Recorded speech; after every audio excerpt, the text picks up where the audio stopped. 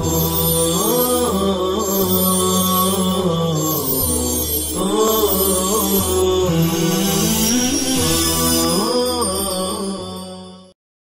اللہ الرحمن الرحیم الحمد للہ رب العالمین الحمد للہ حمدا کثیرا طیبا مبارکا فیہ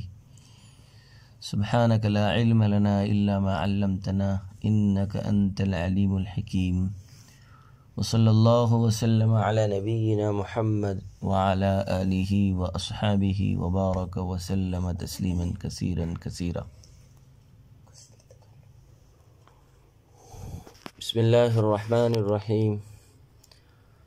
ولما كان معنى الأداء من حيث الأصل ومعنى القضاء من حيث التبع جعل أداء شبيها بالقضاء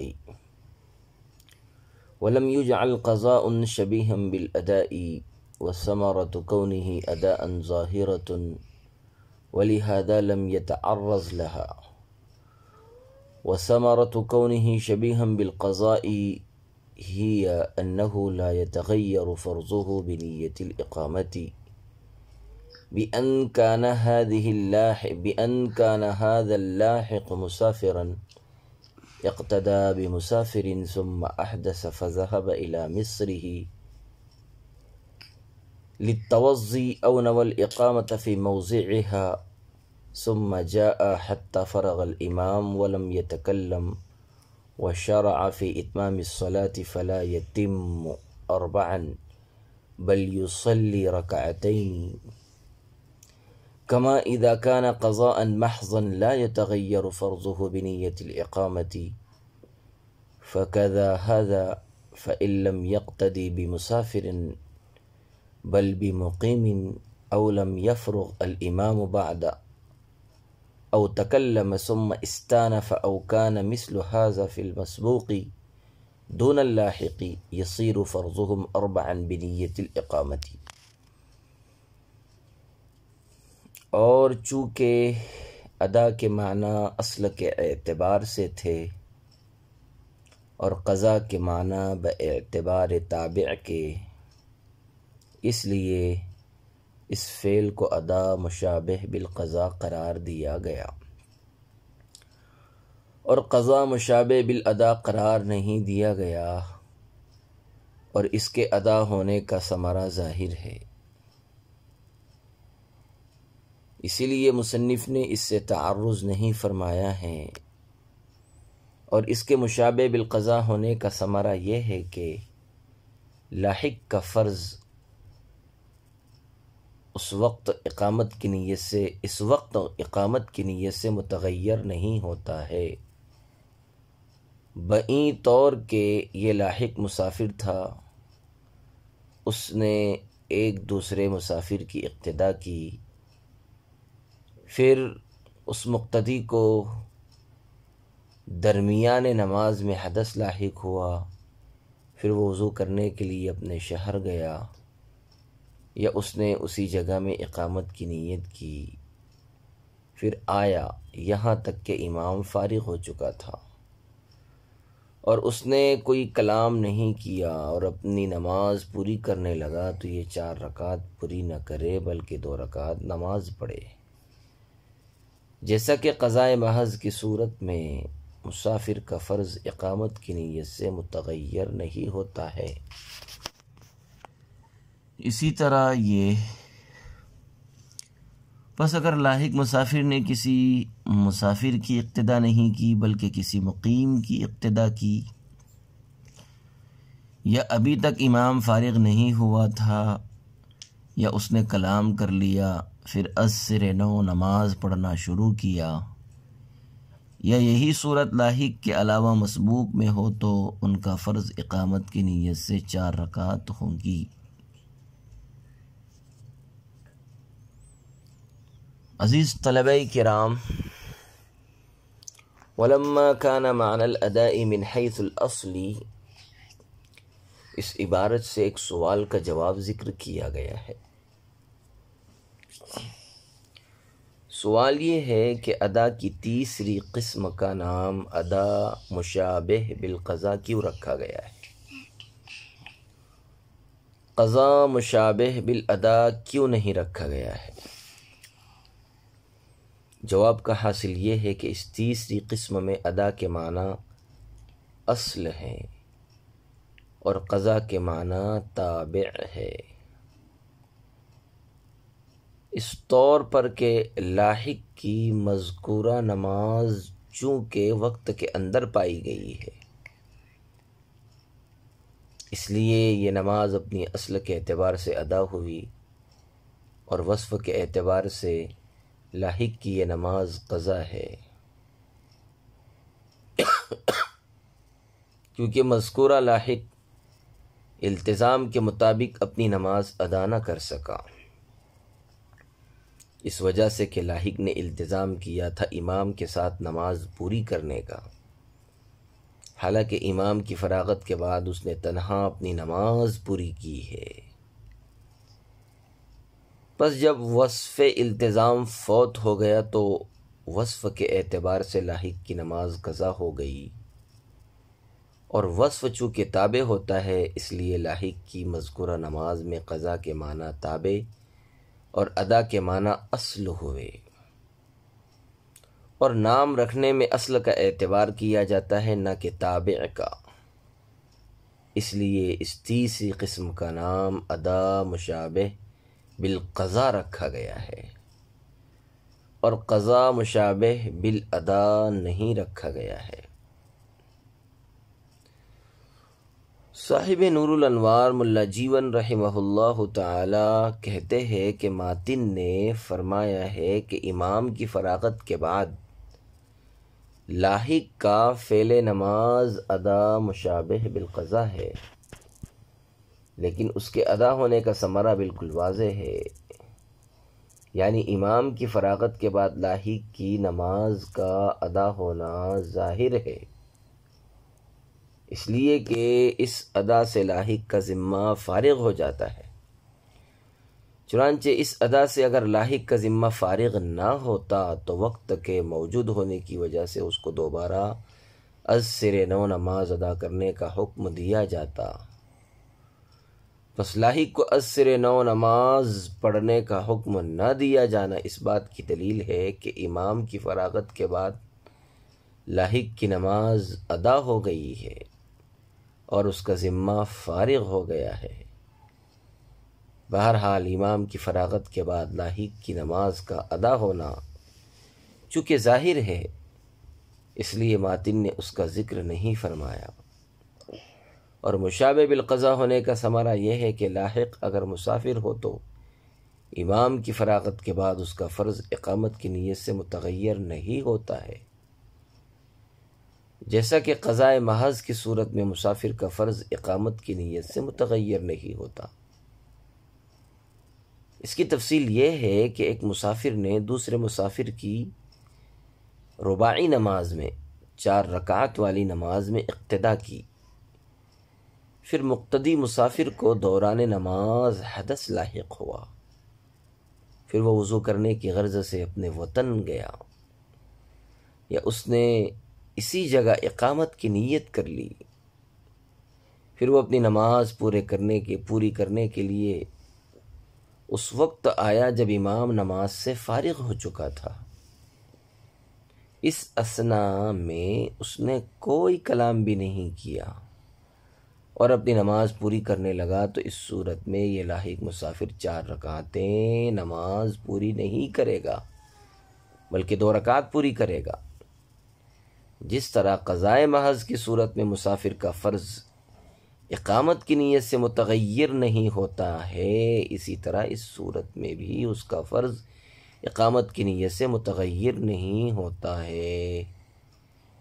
یعنی اگر کسی پر حالت سفر میں رباعی نماز ظہر عصر عشاء کی قضا واجب ہو گئی اور پھر اس نے اقامت کی نیت کر لی، یا اپنے وطن اصلی میں داخل ہو گیا تو اقامت کی نیت سے یا اپنے وطن میں داخل ہونے کی وجہ سے اس کا فرض یعنی 2 رکعت 4 رکعت کی طرف متغیر نہیں ہوتا، یعنی اس پر 2 ہی رکعت کی قضا کرنا واجب ہے، 4 رکعت واجب نہیں ہوتی۔ اسی طرح لاحق مسافر بھی اگر امام کی فراغت کے بعد اقامت کی نیت کر لے یا وضو کرنے کی غرض سے اپنے شہر میں داخل ہو جائے تو اس کا فرض متغیر نہیں ہوتا، یعنی اس پر 2 ہی رکعت کا پورا کرنا واجب ہوتا ہے، 4 رکعت کا پورا کرنا واجب نہیں ہوتا۔ حاصل یہ کہ لاحق مسافر کی یہ نماز چونکہ قضاء محض کے مشابہ ہے، اس لیے اس کو مشابہ بالقضاء کہا گیا ہے۔ فَإِن لَّمْ يَقْتَدِي بِمُسَافِرٍ سے ان قیود کا فائدہ ذکر کیا گیا ہے جو قیود ادا مشابہ بالقضاء کی مثال میں ذکر کی گئی ہے۔ چنانچہ فرمایا کہ اگر لاحق مسافر نے مسافر کی اقتدا نہیں کی بلکہ مقیم کی اقتدا کی اور درمیان نماز میں حدث پیش آنے کی وجہ سے وضو کرنے کی غرض سے اپنے وطن گیا یا اس نے اقامت کی نیت کی، پھر امام کی فراغت کے بعد آیا اور کسی سے کوئی کلام بھی نہیں کیا تو یہ لاحق مسافر 4 رکعت پوری کرے گا، مگر یہ خیال رہے کہ یہ 4 رکعت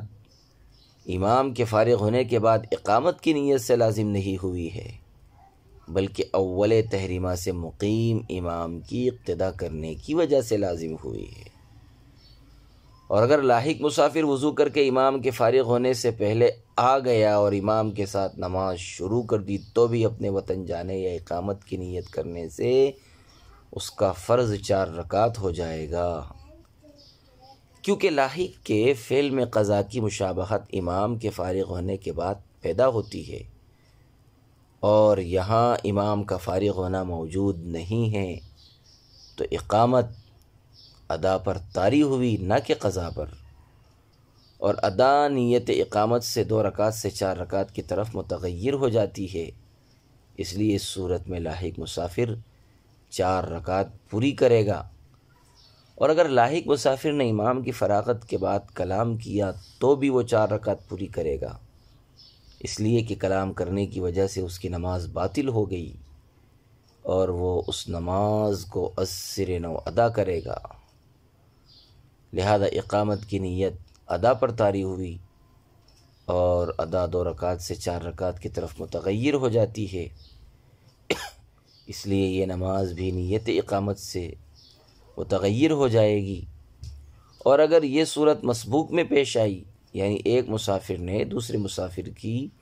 رباعی نماز میں وقت میں امام کے 1 رکعت پڑھ لینے کے بعد اقتدا کی، پھر جب امام کی نماز پوری ہو گئی تو اس مسافر مقتدی نے اقامت کی نیت کی تو یہ مسافر مقتدی 4 رکعت پوری کرے گا، اس لیے کہ اقامت کی نیت اس مسافر مقتدی کی باقی نماز پر طاری ہوئی ہے، اور یہ اس باقی نماز میں من کل الوجوہ ادا کرنے والا ہے،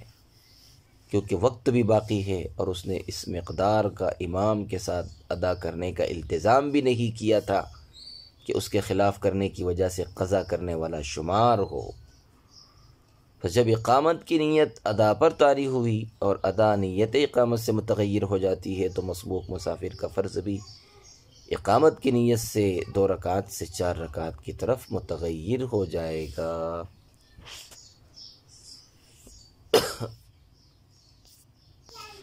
ثم ان هذه الاقسام الثلاث كما تجري في حقوق الله تعالى تجري في حقوق العباد ايضا،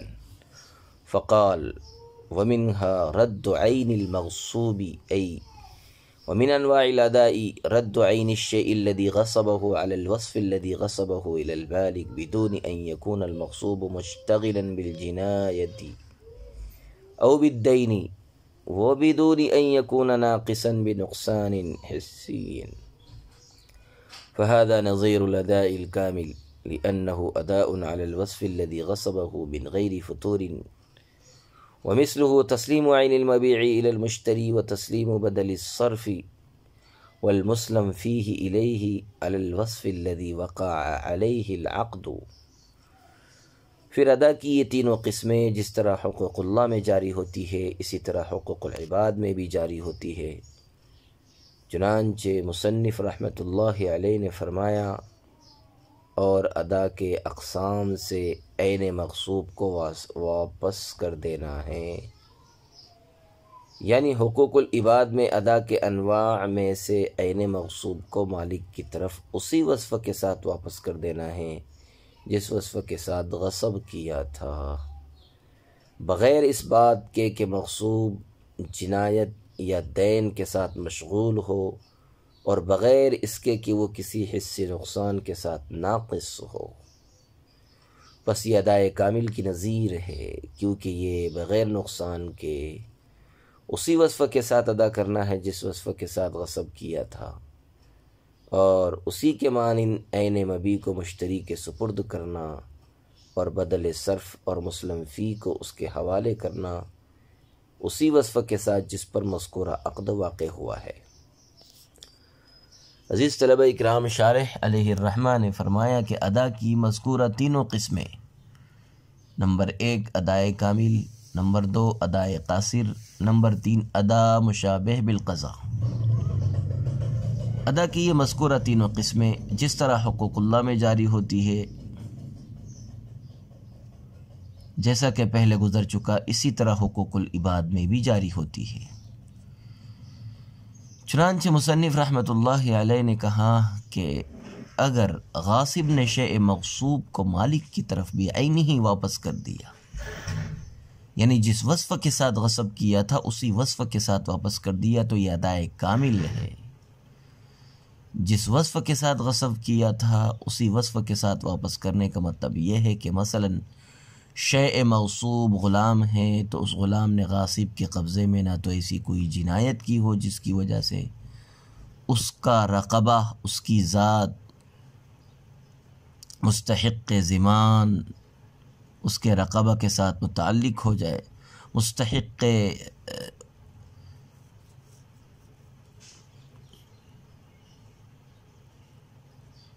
ادائے جس وصف کے ساتھ غصب کیا تھا اسی وصف کے ساتھ واپس کرنے کا مطلب یہ ہے کہ